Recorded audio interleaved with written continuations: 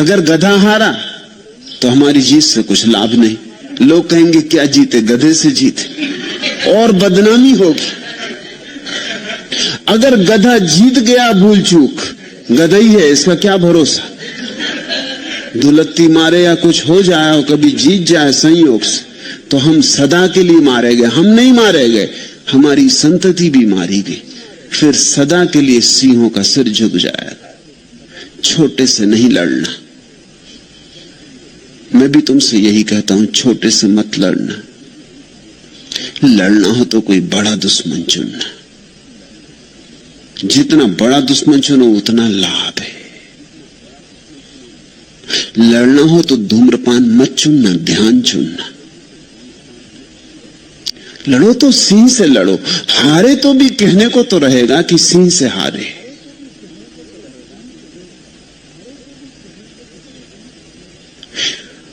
जीते तब तो कहना ही क्या,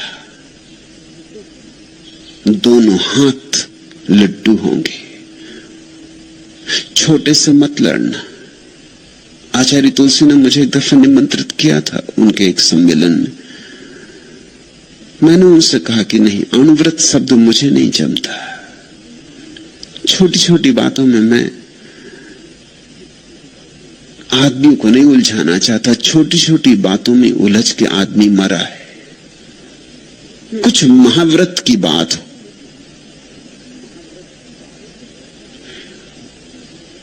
और ये बड़े मजे की बात है कि छोटे से आदमी अक्सर हार जाता और बड़े से जीत जाता। ये गणित बड़ा बेबूझ है, इसके पीछे बड़ा मनोविज्ञान है। छोटे से आदमी क्यों हार जाता? पहली तो बात ये, जो छोटे से लड़ने चला है उसने अपने को बहुत छोटा मान ही लिया, उसका भरोसा ही बहुत छोटे का हो गया। जो आदमी सिगरेट से लड़ने चला है या पान से लड़ने चला है या इसी तरह की छोटी मोटी बातों से लड़ने चला है, उसने अपनी क्षुद्रता स्वीकार कर ली। इसी स्वीकार में हार है।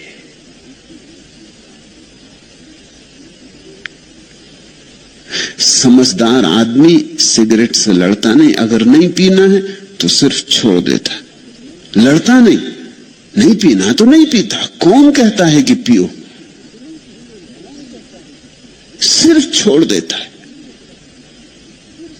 बिना लड़े। उसे बात दिख गई कि नहीं जस्ती, कोई सार नहीं है, उस अंतर्दृष्टि में ही छूटना हो जाता है। बिना लड़े हो जाए तब तो ठीक। जो आदमी कहता है लंगोटी बांधूंगा, दंड बैठक लगाऊंगा, इससे लड़ूंगा, वो पहले से हारने की बात पक्की हो गई उसकी। वो पहले से डरा हुआ है, वो घबरा रहा है, उसकी घबराहट उसे कपा रही। वो जानता है कि मैं जीतने वाला नहीं। वो जानता है कि घड़ी भर सिगरेट में पीऊंगा तलफ उठेगी, फिर क्या होगा। ऐसा हुआ। पहला आदमी उत्तर ध्रुव पर पहुंचा था, तो उसने जब लौट के अपने संस्मरण लिखे तो उसने संस्मरणों में लिखा कि हमें सारी सबसे बड़ी कठिनाई तब आई जब सिगरेट चुक गई। भोजन कम हो गया तो लोग एक बार भोजन करने को राजी थे, मगर जब सिगरेट चुक गई तो बड़ी मुसीबत खड़ी हो गई।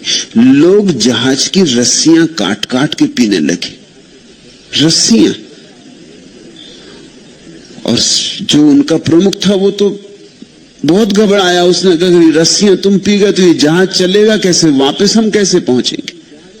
रस्सियों को बचाना मुश्किल हो गया, क्योंकि अधिक तो धूम्रपान करने वाले लोग थे। वो रात में उठाए चोरी से रस्सी काट के पी जाए, और कोई चीज पीने की थी भी नहीं जहाज पर, रस्सियां ही थी जो जिनमें से धुआं निकल सकता था।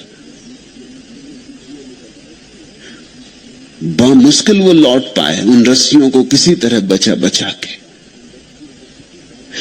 एक आदमी ये पढ़ रहा था अखबार में, हाथ में सिगरेट लिए। उसे ख्याल आया कि अगर मैं भी उस यात्रा में होता और वो श्रृंखलाबद्ध धूम्रपान करने वाला था, चेन स्मोकर था, एक सिगरेट से दूसरी जलाए, दूसरी से तीसरी जलाए, सिगरेट हाथ से छूटे ही नहीं। अभी भी अखबार पढ़ रहा था, लेकिन उसे लगा कि अगर मैं उस यात्रा में होता तो क्या मैंने भी जहाज की गंदी रस्सियां पी होती? मैंने भी। और उसने हाथ से सिगरेट छोड़ दी। उसने कहा मैं देखूंगा जब इतनी तलफ मुझ में उठे कि मैं जहाज की सड़ी गली रस्सियां को धूम्रपान कर जाऊं, तभी सिगरेट हाथ में उठाऊंगा। 30 साल बीत गए, उसने सिगरेट हाथ में नहीं उठाई। ये बिना लड़े छोड़ना है। ये सिर्फ एक बात दिखाई पड़ गई कि तो हद मूर्खता की बात है, मगर ये क्या मेरी भी दशा यही होगी? ऐसा सोचते ही सिगरेट हाथ से छोड़ दी कहना शायद ठीक नहीं, छूट गई। लड़ा नहीं। सिगरेट और माचिस सदा टेबल पर रखी रही 30 साल तक, जब तक वो मरा नहीं।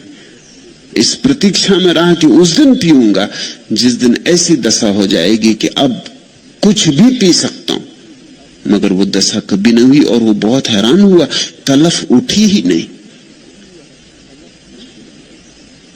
तुम तलफ उठने के पहले ही माने हो कि उठेगी, उठने ही वाली है, बचना मुश्किल है।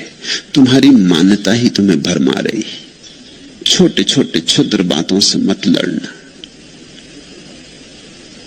और बड़ी तो एक ही बात है, लड़ना हो तो परमात्मा के लिए लड़ना, लड़ना हो तो ध्यान के लिए लड़ना, वहां पूरी ऊर्जा लेकर लड़ना।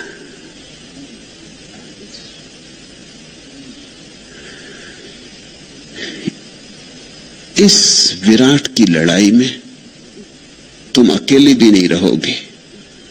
इस विराट की लड़ाई में जो भी उसको उपलब्ध हो गए, सबके आशीष तुम्हें उपलब्ध होंगे। आशीष लेकर लड़ना। क्यों आशीष लेकर लड़ना? ताकि तुम्हारे साथ बुद्ध की ऊर्जा जुड़ जाए, किसी जिन की ऊर्जा जुड़ जाए, किसी संत की ऊर्जा जुड़ जाए। किसी संत का भाग्य अपने साथ जोड़ लेना, यह आशीष का अर्थ है। जब किसी संत का भाग्य अपने भाग्य से जोड़ा जा सकता हो तो ना समझ है जो ना जोड़े।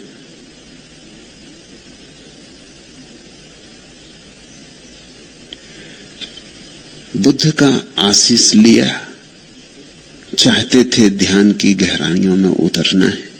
समाधि से कम उनका लक्ष्य नहीं था, इससे कम लक्ष्य रखना भी नहीं, छोटे छोटे लक्ष्य रखना ही नहीं। दूर आकाश के तारे पे आंख होनी चाहिए। और अगर तुम्हें 2 मील जाना हो तो 10 मील जाने का संकल्प होना चाहिए, तो 2 मील पहुंचोगे।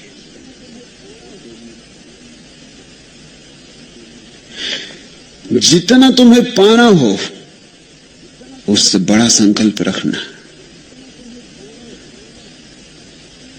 अक्सर लोग उल्टा कर लेते, जाना तो चाहते हैं सूरज तक, संकल्प बड़ा छोटा सा होता है, दिए तक पहुंचने का भी नहीं होता। फिर सूरज तक कैसे पहुंचोगे? संकल्प तो आत्यंतिक होना चाहिए। जिन लोगों ने धन को चुना है संकल्प की तरह, उन्होंने बड़े क्षुद्र को चुन लिया। जिन्होंने ध्यान को चुना है उन्होंने ही ठीक चुना। चुनौती बड़ी चाहिए ताकि तुम्हारे भीतर सोई हुई शक्तियां जाग जाएं। इसलिए क्षुद्र के साथ लड़ाई में हार हो जाती, क्योंकि क्षुद्र के चुनौती में तुम्हारे भीतर सोई हुई शक्तियां जागती ही नहीं।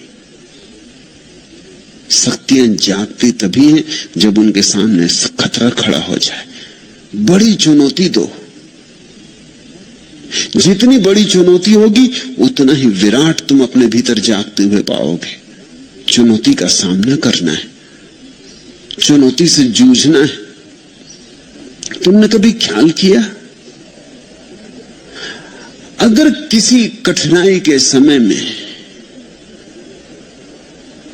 तुम जूझ पड़ते हो तो तुम्हारे भीतर बड़ी ऊर्जा होती है जैसी सामान्यता नहीं होती। समझो कि घर में आग लग गई, तुम थके मांदे आए थे, कि 7 दिन से यात्रा कर रहे थे और सारा शरीर टूट रहा था और तुम बिल्कुल थके मांदे थे और भूखे थे और चाहते थे कि किस तरह भोजन करके गिर पड़ो बिस्तर में और खो जाओ 2 दिन के लिए बिस्तर में, 2 दिन उठने ही नहीं। घर आए, खाने की तो बात दूर, देखा कि घर में लपटें लगी, आग जल रही, सब भूल गए। 7 दिन की थकान, शरीर का टूटा फूटा होना, भूख, निद्रा सब गई। एक क्षण में कोई ज्योति तुम्हारे भीतर भभक के उठी, एक ऊर्जा उठी, तुम जूझ गए। अब शायद तुम रात भर आंख से लड़ते रहो और नींद नहीं आएगी। और पहले तुम सोच रहे थे कि घड़ी भर भी अगर मुझे जागना पड़ा, भोजन के तैयार होने के समय की प्रतीक्षा करनी पड़ी, तो मैं सो जाऊंगा, गिर जाऊंगा। क्या हुआ? कहां से ये ऊर्जा आई? एक बड़ी चुनौती सामने खड़ी हो गई। उस बड़ी चुनौती के कारण ये ऊर्जा आई। चुनौतियां चुनना बड़ी कुशलता की बात है, और अगर चुनना ही हो तो आत्यंतिक, कहो उसे समाधि, निर्वाण, मोक्ष, परमात्मा, जो नाम देना चाहो। मगर जो परमात्मा को पाने की प्रबल अभीप्सा से जग खड़ा होता है, उसके भीतर सोई हुई अंतस्थल की सारी शक्तियां जगाती, उसकी जड़ें तक कब जाती, उसके भीतर जो भी छिपा है सब प्रकट हो जाता है। क्योंकि इस बड़ी चुनौती के सामने अब कुछ भी छिपा के नहीं रखा जा सकता। अब तो सभी दांव पर लगाना होगा तो ही यात्रा हो सकती। इसलिए कहता हूं कि छोटी मोटी चीज से लड़ोगे तो हारोगे, क्योंकि तुम्हारी सोई हुई शक्तियों को चुनौती नहीं मिलती। अब सिगरेट नहीं पीना, ये बात ही सुनकर कोई तुम्हारी आत्मा जागने वाली, आत्मा कहेगी कि पियो ना पियो ठीक है, क्या फर्क पड़ता है। कि नमक नहीं खाएंगे आज, कि आज भोजन में घी नहीं लेंगे, इन सब क्षुद्र बातों से कुछ भी नहीं होता। कि पानी छान के पिएंगे, कि रात पानी नहीं पिएंगे, इन सब क्षुद्र बातों से कुछ भी नहीं होता।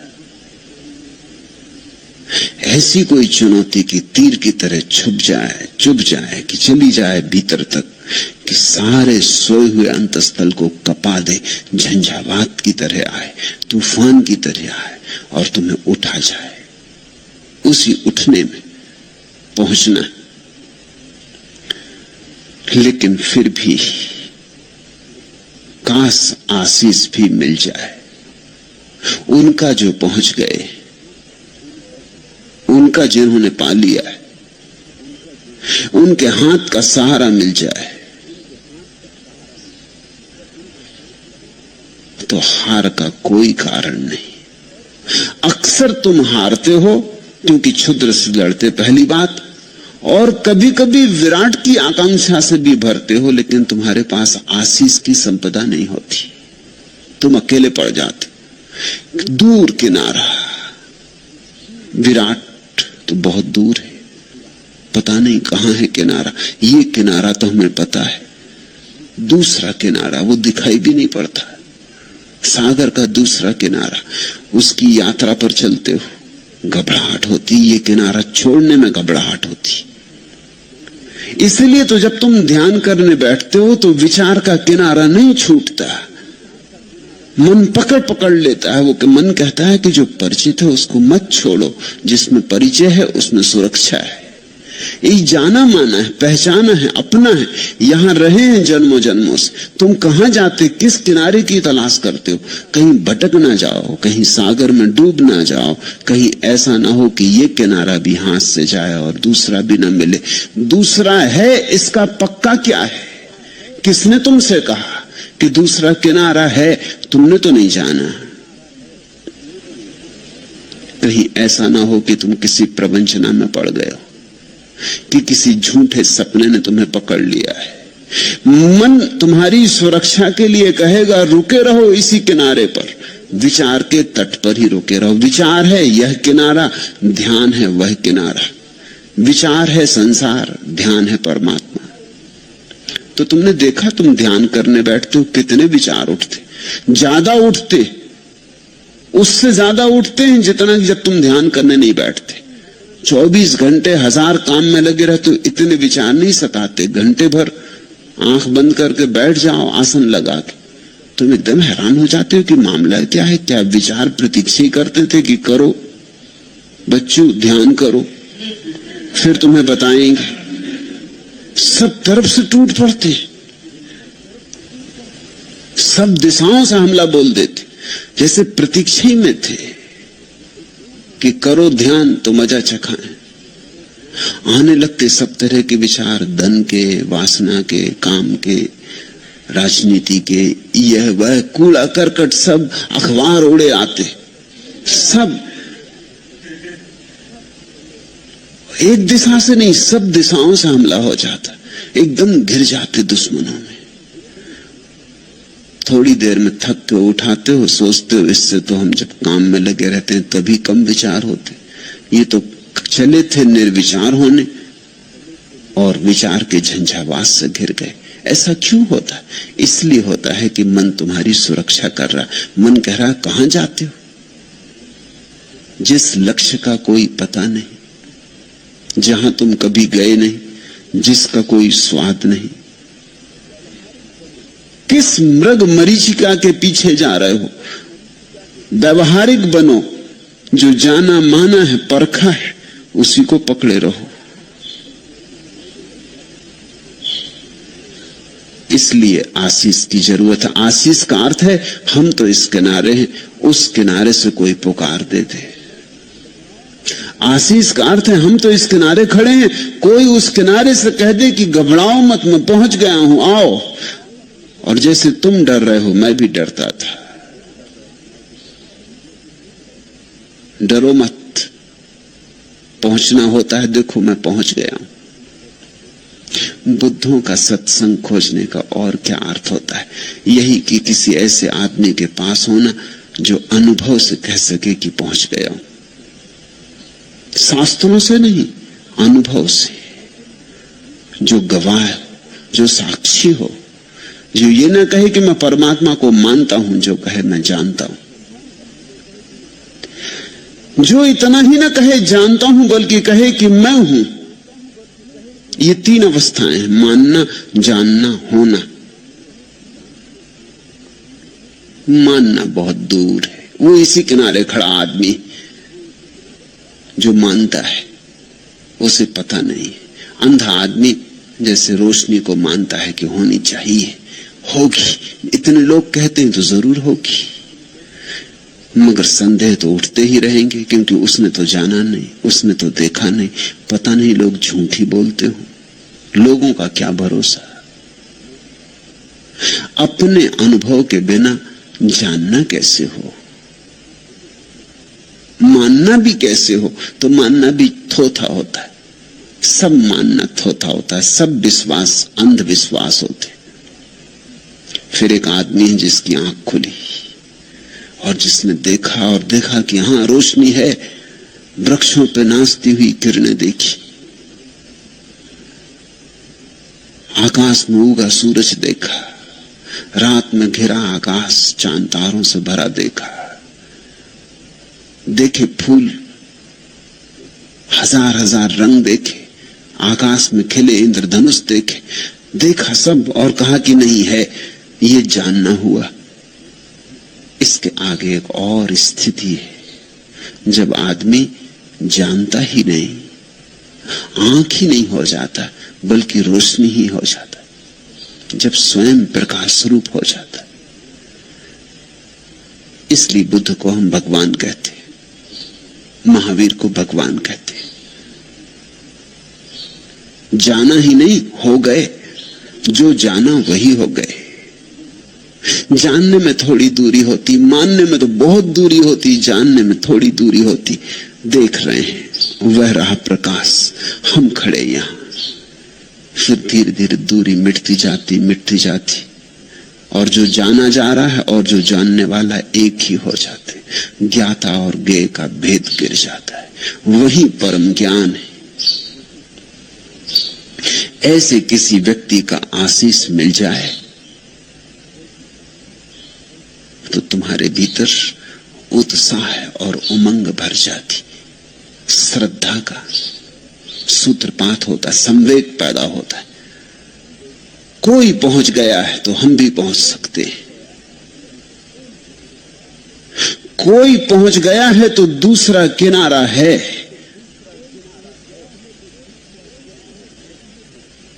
इसलिए आशीष मांगने आए थे। बुद्ध जिस कुटी में रहते थे उसका नाम था गंध कुटी। बुद्ध की सुगंध के कारण एक सुवास है आत्मा की। जैसे फूल जब खिलते हैं तो एक सुवास होती, कागज के फूलों में नहीं होती। कागज के फूल कभी खिलते ही नहीं।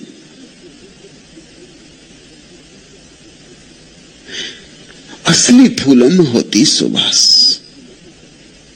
साधारण आदमी में सुवास नहीं होती। वो करीब करीब कागज का फूल है। कागज का क्योंकि उसने सब झूठ का जाल अपने चारों तरफ बना रखा है। उसने दूसरों को धोखा दिया, अपने को भी धोखा दे लिया। प्रवंचक है, मिथ्या है, झूठ ही झूठ की परतें।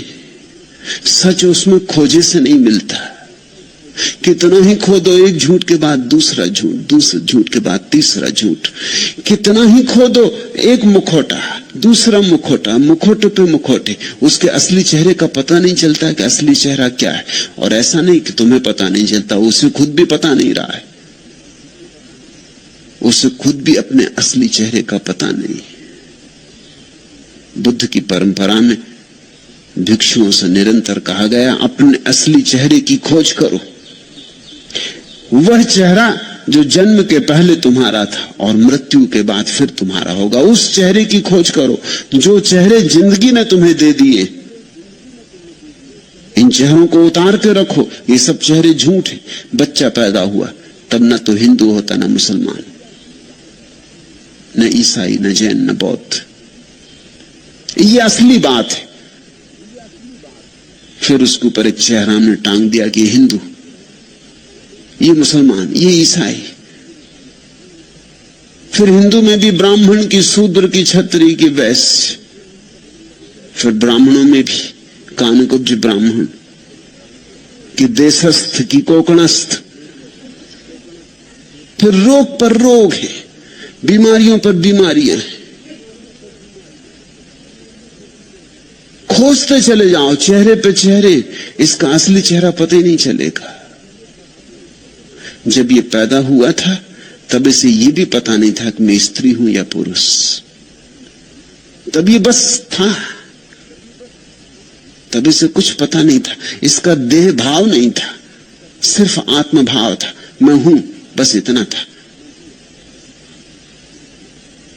अब ये स्त्री है, पुरुष है, हिंदू है, मुसलमान है, गरीब है, अमीर है, ज्ञानी है, अज्ञानी है, साधु है, असाधु है। ये सब चेहरे, ये सब चेहरे इसने खरीदे बाजार से। स्कूलों में बिकते, कॉलेजों में बिकते, यूनिवर्सिटीज में बिकते, सब तरफ चेहरे बिकते। अब ये एमए हो गया, अब ये पीएचडी हो गया, अब ये डीलिट हो गया।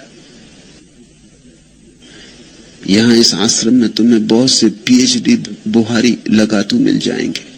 उन्होंने चेहरा उतार के रख दिया, तुम पहचान भी नहीं सकोगे कि पीएचडी है। बुहारी लगा दे, उतार के रख दिया चेहरा। अभी एक युवती आई, मेडिसिन में पीएचडी है। मैंने उससे कहा कि तेरा क्या इरादा है? उसने कहा कि बस मुझे झाड़ू लगानी। किसी को मैं बताना भी नहीं चाहती कि मैं पीएचडी हूं मेडिसिन में, मुझे डॉक्टर नहीं बनना।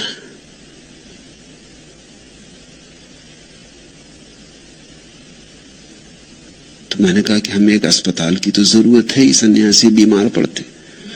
तो उसने कहा अस्पताल में बुहारी लगा दूंगी, मगर नहीं, ये चेहरा मैं नहीं चाहती। मैं इतने दूर से सिर्फ यहां बुहारी लगाने आई।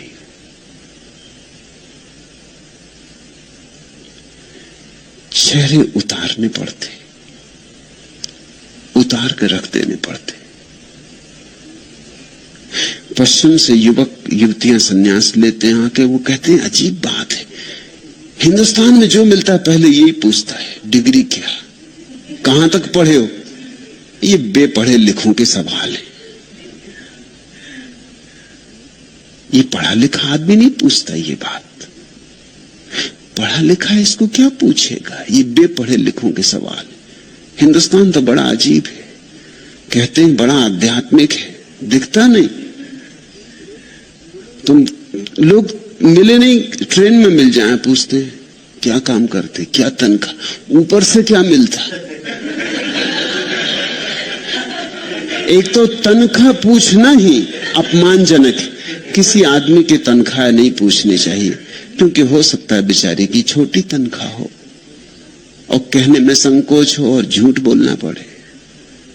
उसकी नौकरी छोटी मोटी हो, वो क्लर्क हो कि किसी प्राइमरी स्कूल में मास्टर हो। अब तुम उसकी भद्द करवाने पर राजी हो। या तो वो सच बोले तो अपमानजनक मालूम पड़ता है, या झूठ बोले तुम उसे झूठ बोलने का उत्तेजना दे रहे, फिर तनख्वाह क्या मिलती। और इतने तक चैन नहीं है आध्यात्मिक लोगों को, आखिर में पूछते हैं ऊपर भी कुछ मिलता है कि नहीं। अगर ऊपर मिलता तो नौकरी अच्छी। हद हो गई। ऊपर मिलने का मतलब क्या होता है, चोरी, बेईमानी, रुस्वत।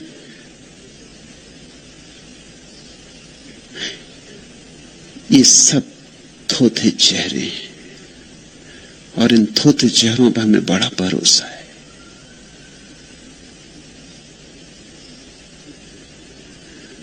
इसलिए तुम्हारी जिंदगी में सुवास नहीं, कागज के फूलों में गंध नहीं होती। तुम्हारा असली फूल तो मरा जा रहा है, तुम्हारा गुलाब का फूल तो सड़ा जा रहा है। कागज के फूलों ने चारों तरफ से उस पर घेरा डाल दिया है, उसको सांस लेने की सुविधा नहीं है। तुम्हारे गुलाब के फूल को अवसर नहीं है कि वो सांस ले ले, कि रोशनी में उठ जाए, कि पखरियां खोल दे। जगह नहीं है, अवकाश नहीं, सब स्थान कागज के फूलों ने भर दिया है। बुद्ध में गंध होती, क्योंकि बुद्ध के सब कागज फूल गिरा दिए गए, जला दिए गए। बुद्ध का अर्थ होता है जिसने अपने असली चेहरे को पा लिया। अब जो फिर वैसा हो गया जैसा निर्दोष बच्चा होता है, पहले दिन का बच्चा होता है, सिर्फ है, न कोई परिभाषा, न कोई सीमा, असीम हो गया। फिर इस सरलता में सुगंध है, सुवास है। सरलता के अतिरिक्त और कहीं सुवास नहीं। इस सहजता में सुगंध है। इसलिए बुद्ध की कोठी का नाम था गंध कुटी। वहां फूल खिला था, मनुष्यता का फूल। याद रखना, तुम भी फूल हो, चाहे अभी कली में दबे हो, या हो सकता है अभी कली भी पैदा न हुई, अभी वृक्षों की किसी शाखा में दबे हो, या हो सकता है अभी वृक्ष भी पैदा न हुआ हो, किसी बीज में पड़े हो, मगर तुम भी फूल हो। और अपनी सुगंध को खोजना है, और अपनी सुगंध को मुखर करना है, अपनी सुगंध को प्रकट करना है, अभिव्यंजना देनी। जो गीत तुम्हारे भीतर पड़ा है उसे गाया जाना है, और जो नाच तुम्हारे भीतर पड़ा है उसे नाचा जाना है।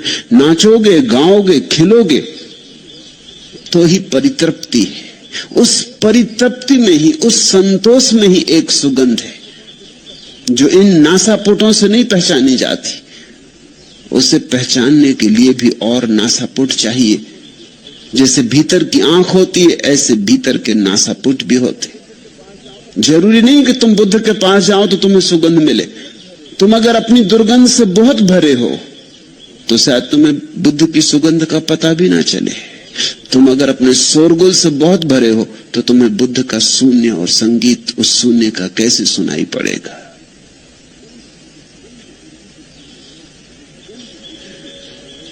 गंध कुटी के चारों ओर जूही के फूल खिले थे।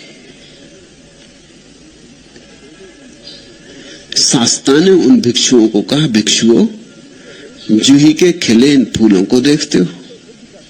एक फूल तो बुद्ध का खिला था, मगर शायद अभी ये भिक्षु उसे नहीं देख सकते, इसलिए मजबूरी है और बुद्ध को कहना पड़ा, भिक्षु इन जूही के खिले फूलों को देखते हो?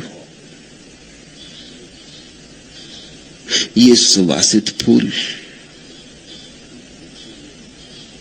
इन पर ध्यान दो।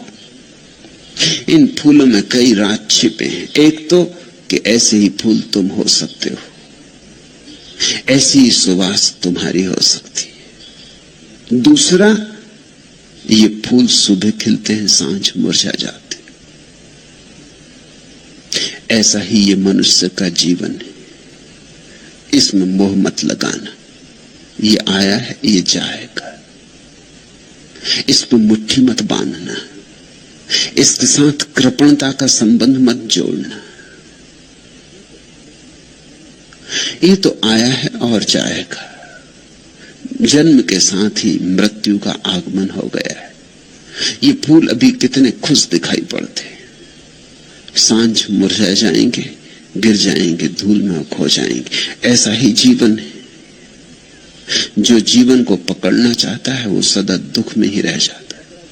जीवन को पकड़ो मत, ये पकड़ा जा नहीं सकता, बहता है बहने दो। इसे समझो, ये ध्यान की आधारशिला है। तुम्हारे जीवन का दुख क्या है? तुम्हारे जीवन का मौलिक दुख यही है कि जो रुकेगा नहीं उसे तुम रोकना चाहते हो। तुम्हारे जीवन का मौलिक दुख यही है कि जो नहीं होगा उसे तुम करना चाहते हो। जो हो ही नहीं सकता, जैसे तुम जवान हो तो तुम सदा जवान रहना चाहते हो, ये हो ही नहीं सकता तो दुखी होने वाले हो। दुख कोई तुम्हें दे नहीं रहा है, तुम अपना दुख पैदा कर रहे हो। जवान को बूढ़ा होना ही पड़ेगा, इसमें कुछ बुराई भी नहीं, प्रवाह है। जवानी का अपना सौंदर्य है, बुढ़ापे का अपना सौंदर्य। और अगर बुढ़ापा तुम्हें कुरूप दिखाई पड़ता है तो उसका एक ही कारण है कि ये बूढ़ा आदमी अभी भी जवानी को पकड़ने की कोशिश में होगा जो उसके हाथ से छूट गई, इसलिए बुढ़ापे का निश्चिंत भोग नहीं कर पा रहा है। नहीं तो बचपन का अपना सौंदर्य है, जवानी का अपना सौंदर्य, बुढ़ापे का अपना सौंदर्य। और ध्यान रखना, बुढ़ापे का सौंदर्य सबसे बड़ा सौंदर्य, क्योंकि सबसे अंत में आता है। वो फूल आखिरी है। इसलिए तो इस देश में हम बूढ़े को आदर देते। सब बूढ़े आदर के योग्य होते नहीं, इसे जान के भी देते। मान्यता भीतर यह है कि अगर कोई आदमी बचपन में पूरी तरह बचपन जिया हो और जब बचपन चला गया तो पीछे लौट के ना देखा हो, दो आंसू ना बहाए हो उसके लिए। जवानी में पूरी जवानी जिया हो और जब जवानी चली गई तो लौट के ना देखा हो।